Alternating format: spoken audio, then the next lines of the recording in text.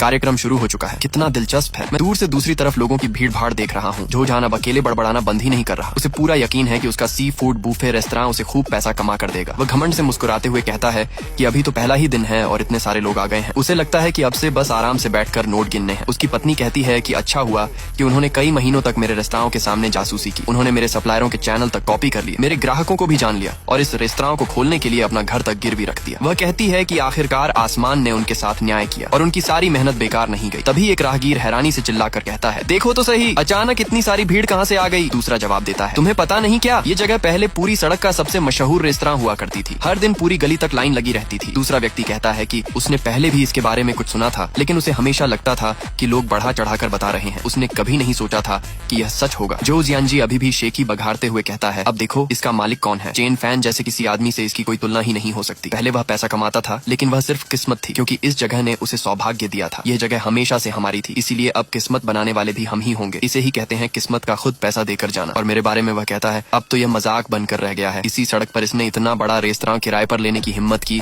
वह भी fast food बेचने के लिए। वह फिर तिरस्कार से हंसता है। उसका दावा है कि इससे साबित होता है कि मुझ में न तो व्यापार की कोई समझ है और न ही पैसे कमाने की किस्मत। उसकी पत्नी भी उसकी हाँ में हाँ मिलाते हुए पूछती है, क्या तुम्हें सच में उम्मीद है कि तुम्हारे पुराने ग्राहक अब भी तुम्हारे रेस्तरां में खाना खाने जाएंगे। उसे यह समझ ही नहीं आता कि लोग इस सड़क पर खास तौर पर उसके रेस्तरां के समुद्री भोजन की वजह से आ रहे हैं। मेरे फास्ट फूड की किसे परवाह है। एक कर्मचारी अपने मालिक से पूछता है कि क्या उन्हें तैयारी कर लेनी चाहिए। अचानक इतनी बड़ी संख्या में लोग अंदर आ रहे हैं, रेस्तरां में इतनी भीड़ संभालना मुश्किल हो जाएगा। जो जियानजी कहता है, कोई बात नहीं, जितने ज्यादा लोग उतना अच्छा, लाइन लगने दो, जगह न मिले तो और भी अच्छा। तब वे लोग देख पाएंगे जिनमें कोई व्यापारिक समझ नहीं है कि हमारा कारोबार कितना सफल है। मेरा कर्मचारी गुस्से से भर जाता है।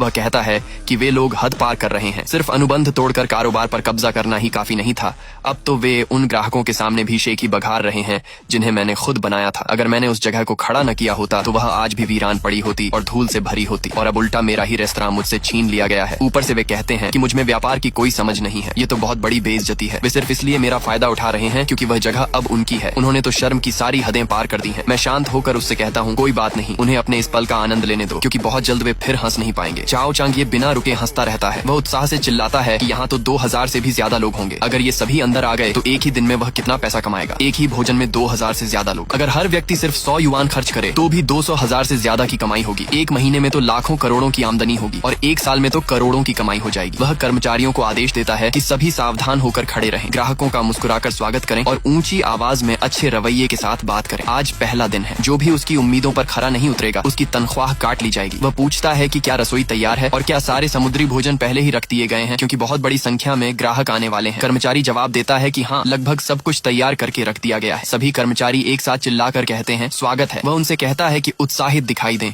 दिल खोलकर मुस्कुराएं, क्योंकि ग्राहक अब आने ही वाले हैं। मैं दूसरी तरफ खड़ा हूँ। मैं तिरस्कार